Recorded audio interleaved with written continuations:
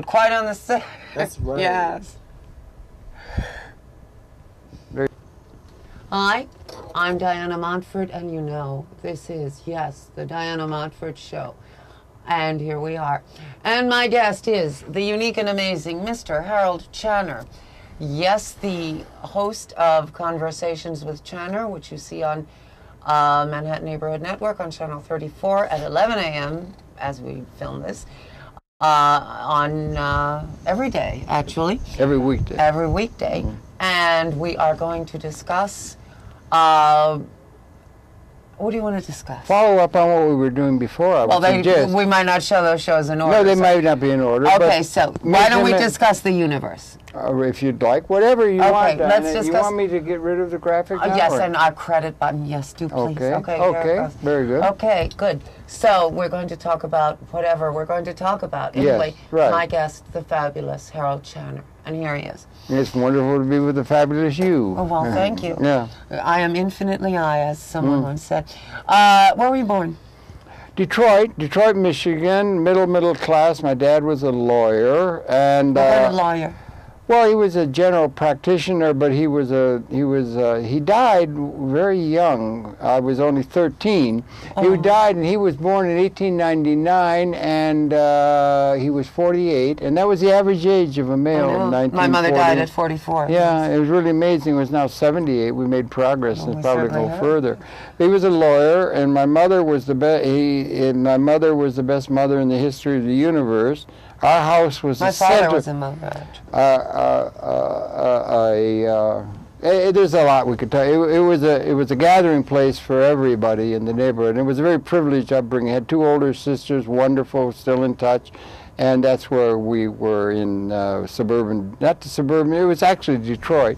And it was a wonderful Detroit is upcoming. Beautiful. I've seen Detroit. It's very lovely. Well, it is. It certainly was then. There was about 1/6, I think, of the national economy had to do with automobiles, and Detroit was the center of it all. Yes. So there was trees and gardens and everything all over. There were, of course, some seedy parts. There were some. There are some. Yeah, it's gone down now, and maybe because everything's gone to computers and automobiles are made in other parts of the world and so forth. But it was a great place to grow up, and the neighborhood was great. It was just a real privileged upbringing.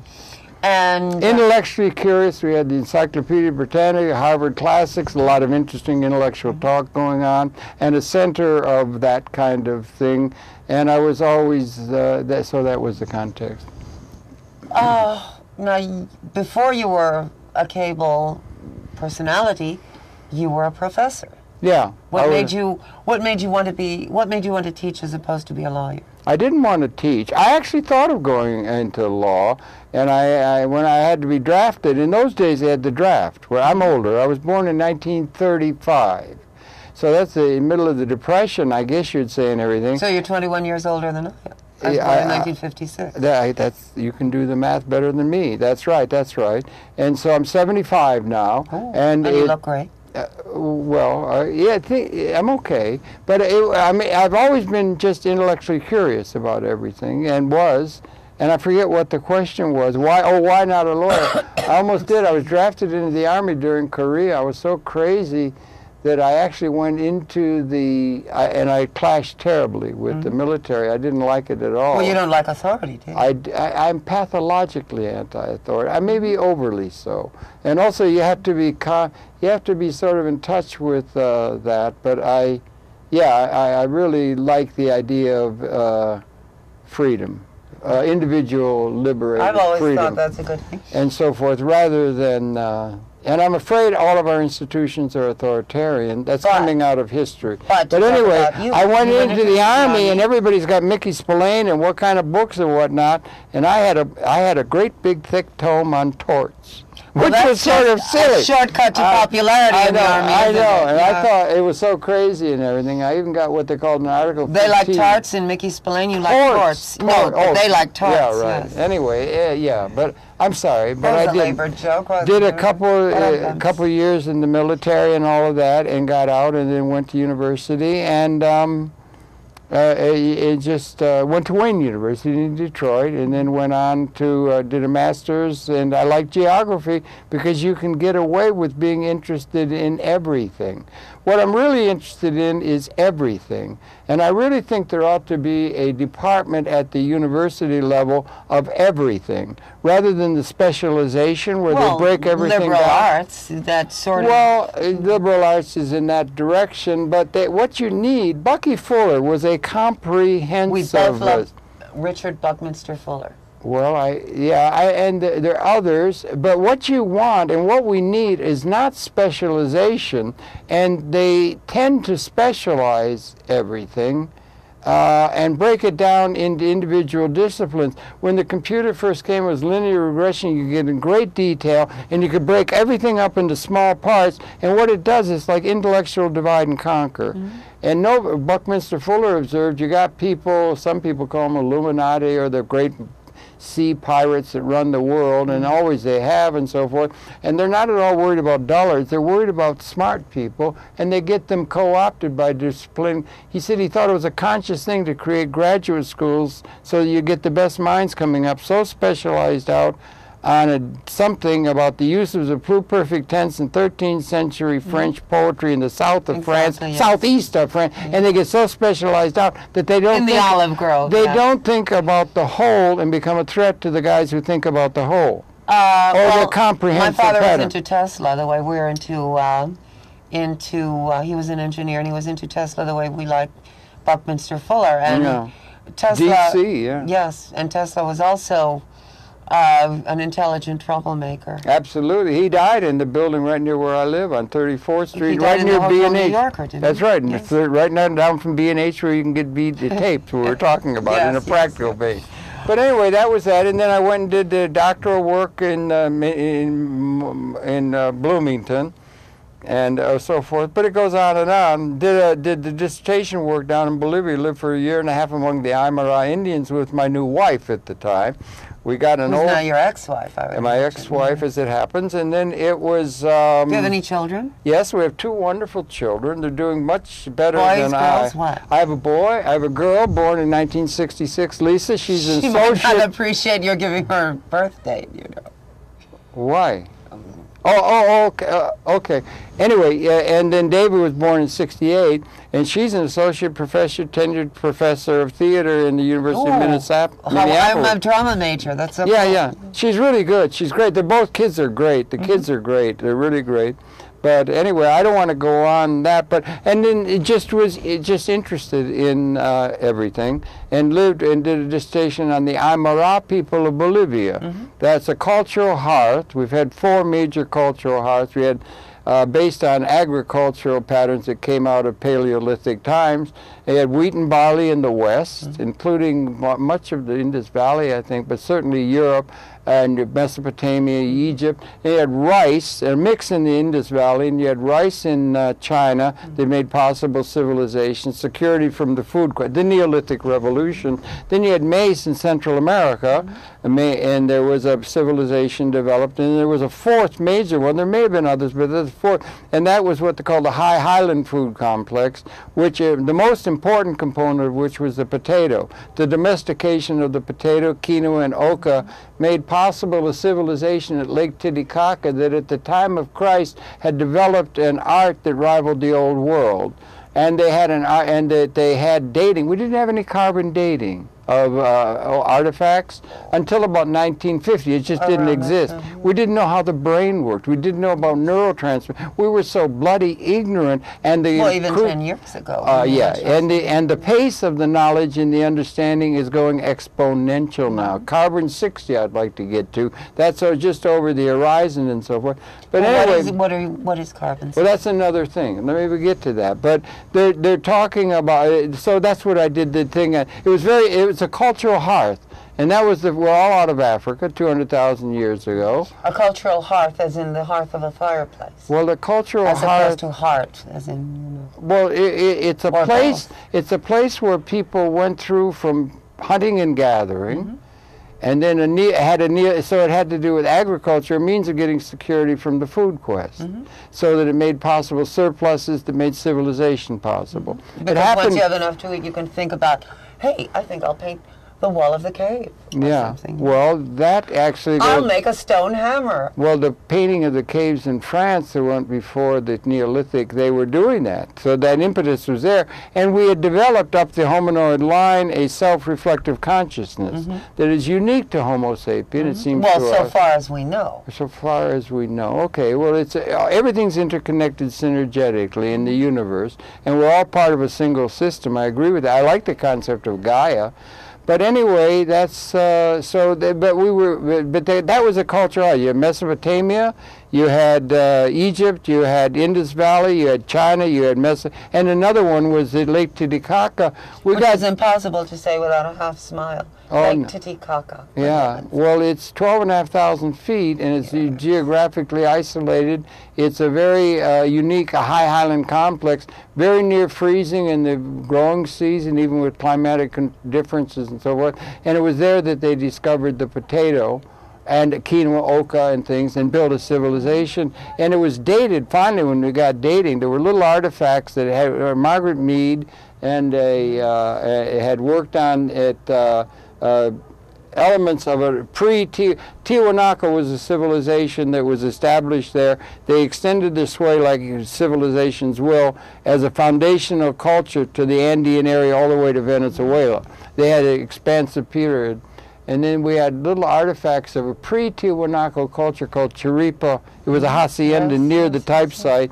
And I didn't know what it was, but that's what I was looking for and did investigation there. They finally dated it. It was 2600 BC. They had agriculture, and they had developed agriculture there at the Titicaca Basin, largely, one would think, outside of influence from outside that geographical area. So that's a curve where you go from Paleolithic hunting and gathering to Neolithic to civilization to high civilization to imperial civilization, and that's the Aymara people that Evo Morales was finally elected to the presidency of that country, and they have been treated shabbily ever since Pizarro. Do you think, being half Spanish, of course, I'm feeling a little guilty here, but do you, well, no one in my family was a conquistador, maybe a conquistadora, but that's another story. So tell us, do you think civilization as we know it today is in a decline, or do you think we're in a state of flux and are changing and are experiencing growing pains and going towards a different reality? Let me touch briefly on it, because I came back to you in the earlier program we did, 1970, October 12th of 1970. Yes. Which is now the year one. 1970. No, I say it's going to become to be seen that, because the fact of what was going on then has been overlooked, because it's so very inconvenient to all our institutions. What was going on then? We were transcending scarcity at the material level, and we had weapon systems that were species lethal. Those two things occurred about the same time, and it was like to be a signaling, an existential signaling, like the end of a steady state you'd been in 200,000 years. And the only analogy you can go to in terms of the transformation is like when a new species appears in evolution, you have what they call punctuated equilibrium. You leave the womb and a new appears. And that's what we're on the stage of. We are going to, we're coming to the end of the human experience. We have all institutions, thoughts, patterns of, we've had to deal with our self-reflective consciousness, and we've had to have some way of dealing with that consciousness in terms of what's it all about. So we have a lot of invented religions. What do you mean we're coming to the end of the human experience? Do you mean our planet will end? No, I don't think that. I think it's an evolutionary thing that we're about to become in a new relationship to the cosmos that we have not been. We have been in a gestating state, as all of consciousness is, because the whole universe is synergetic. We could not, 4 million years ago, when we were contained Homo sapien in Australopithecine, 4 million years ago, we could not have been talking like we're talking now. There was an evolutionary development and speciation occurred. We had Homo erectus, we had Homo habilis and that, and 200,000 years ago our species appeared. We're coming to the end of that. We're coming into a new relationship to the cosmos if we make it, which the odds are that we are very likely to join entropy and blow the whole thing up. Do you believe...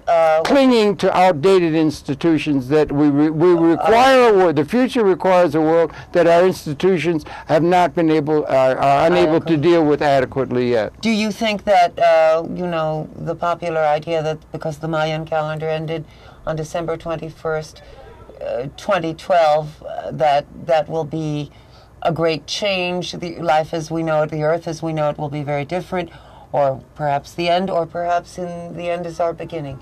Do you think we will take a huge leap into an expanded consciousness in 2012? We may coincidentally, I don't know. It's just all things that are done that can be understood. What I try to do, for whatever it's worth, is I try to, particularly lately, I try to avoid any fundamentalism natures of the universe.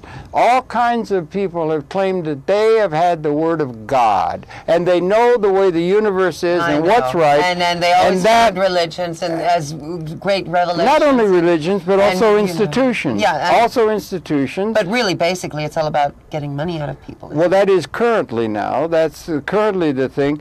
But avoid anything that isn't synergetic. That is, we're in a condition, and we're going to be introduced, if we make it, if we're going to be introduced, and it would be like Gaia, it's a good metaphor, it seems to me, that the earth is a metaphor, everything is connected to everything else, that we are going to come into what would be like a liberated order in contradistinction to the historical pattern which James Joyce very appropriately called history is a nightmare of scarcity out of which we're attempting to awaken, and we do now have the capability of realizing, never mentioned, you'll notice, in any of the press, or certainly the political, we have at a level of capability, nothing to do with the reality, or not nothing, but a different relation. We have transcended material scarcity.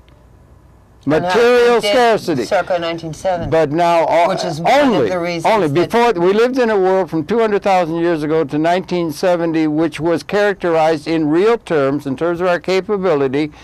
Thank goodness in a way, because it protected us from wiping ourselves out. We didn't have the capability. If we had had the mindset, bombing Dresden, bombing Tokyo, firebombing, incendiary, dropping napalm on children and napalm, all of this, if we had that, if we had the capability... In 1400, we wouldn't be here. No. Well, 1400 goes way back into the myths of history, and also I would have done that thing about Columbus you're talking. I have a great feeling for Columbus. He was a hell of a mariner, and he came and he sailed, and October 12th is a particular date for me. It's a personalized thing. Why?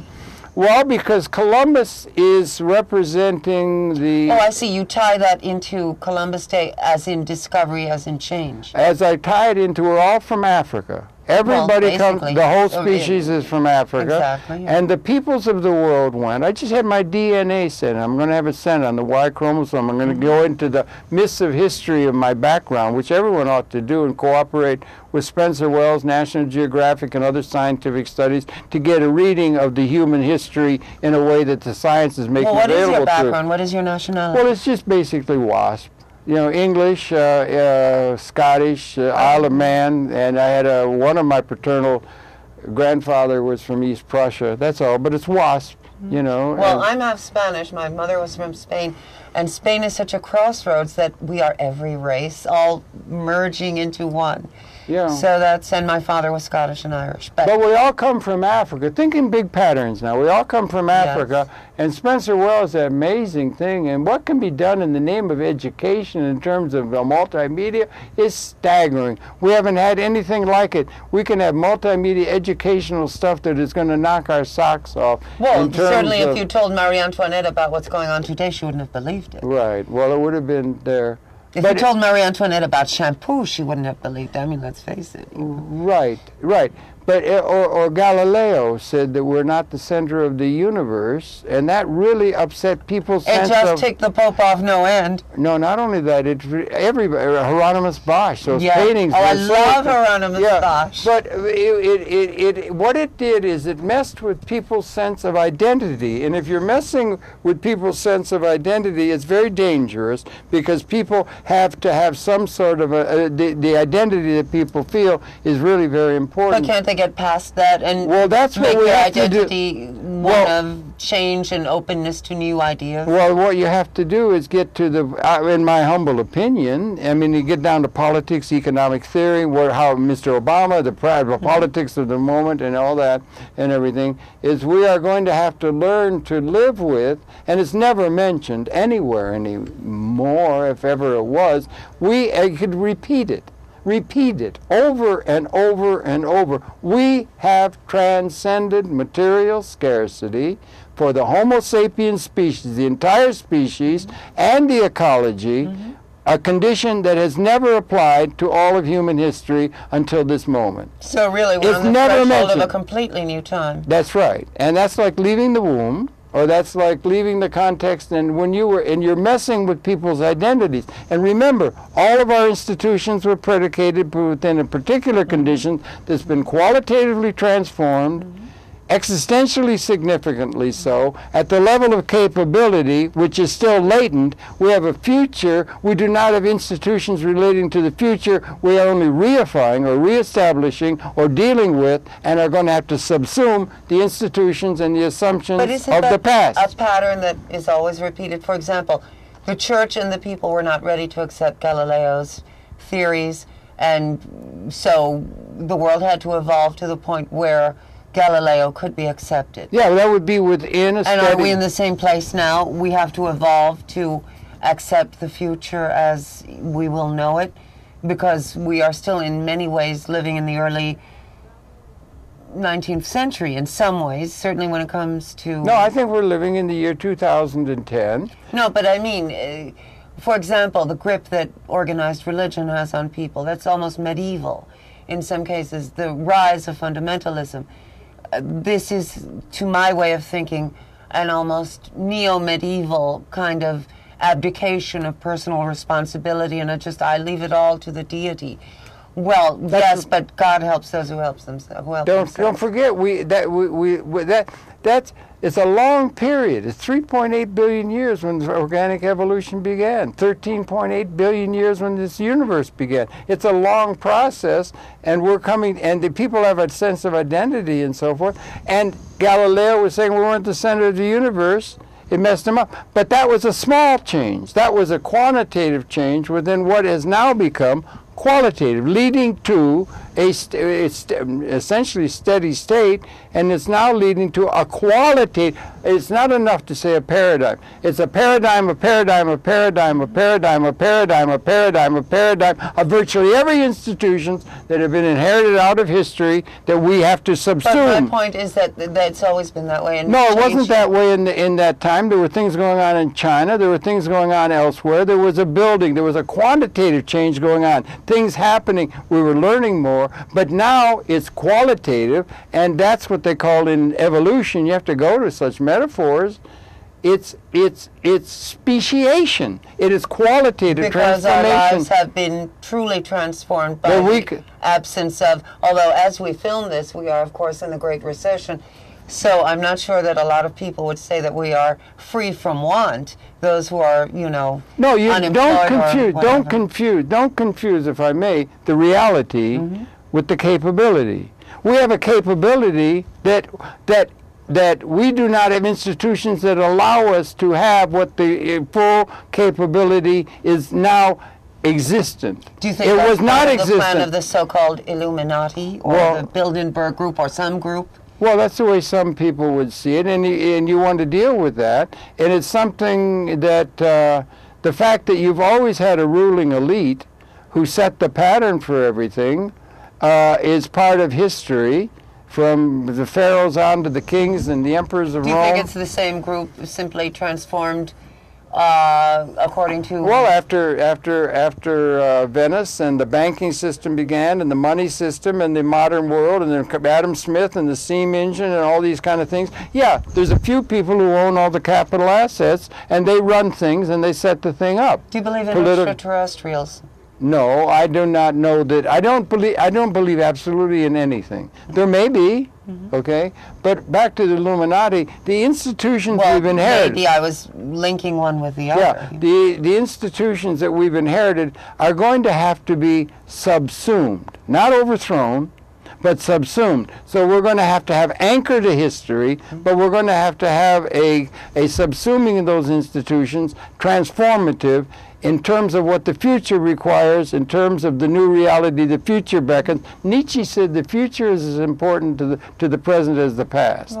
The future has we have a capability, and our institutions are not geared to a liberated order. We have a liberated order for every single human being can realize their own potential rather than being essentially serfs on a feudal estate where the productive capability is always, as it always has been, held by a few leaders who led that around, and the serfs would go along, the duke would lose the estate in a crap game with some other duke or earl, and they get so many cows, so many chickens, so many pigs, and so many serfs, and they just went along, and we're still in the same situation. And we don't have vision, we lack for vision in terms of what the future requires. To keep the so-called masses from having a vision so that they are, you know, good little serfs and do as they are told, and you dangle the carrot, and the carrot is of minimal value to you, but it is of immense life-saving value to the so-called masses, and they keep running and doing as they're told just to keep getting their few crumbs. Isn't that all part of the plan? Yeah, but I don't blame the ones who are doing that, or the bankers, or the politicians. I say it is the fault of the intellectuals, particularly left-wing or intellectuals. So many people are self-styled intellectuals who really aren't. Not talking about self-styled, talking about real intellectuals who are thinking the measure. Who decides who is a real intellectual? Well, how do you decide that? People who are putting forth some sort of an understanding of things comprehensively that'll stand up to scientific modeling and so forth, and that these things can be presented as part of the understanding that can then come to inform the political classes. The more you're ensconced in an old institution, the less you're able to think outside the box. Okay, and on that note, I'm afraid we're almost out of time. My guest has been the unique and amazing Harold Channer, one of the founders and fathers of modern public access. He has had his show on since 1970, Conversations with Channer, seen as we film this every weekday, 11 a.m., Channel 34 on Manhattan Neighborhood Network, and all over the world on the World Wide Web. So wherever you're seeing this, you can, and probably do, watch Conversations with Channer, a fascinating, groundbreaking show. And I could just listen to you for hours, and you are fascinating and brilliant, and you are just an absolute unique soul, and it's just a great pleasure to just know you. We forgot to get to Columbus, but maybe we could. But anyway, Columbus, go ahead. Ohio? Yeah. But anyway, my name is Diana Montfort. My guest has been Harold Channer, who's so great. And I love you. You ain't so bad yourself, darling. Well, thank you, baby. Yeah. Yes. Anyway, my name is Diana Montfort. I love you. I want you to be happy. I want you to love yourself. I want you to take care of yourself. You know how much you mean to me. Even if no one else loves you, I love you. Make sure you love yourself. See, that makes two of us. Not so bad all of a sudden, right? Now two people love you. Well said. Yeah. So, I love you. I will see you next time. And now we have to hit that pesky bye-bye button. All right. Excuse me. I wonder if it's this one, is it? It is. That's your no. Those are my credits. Okay. Well, may as well hit them one. You want to do that? Yeah, let's hit the credits. And now I'll hit the bye-bye button.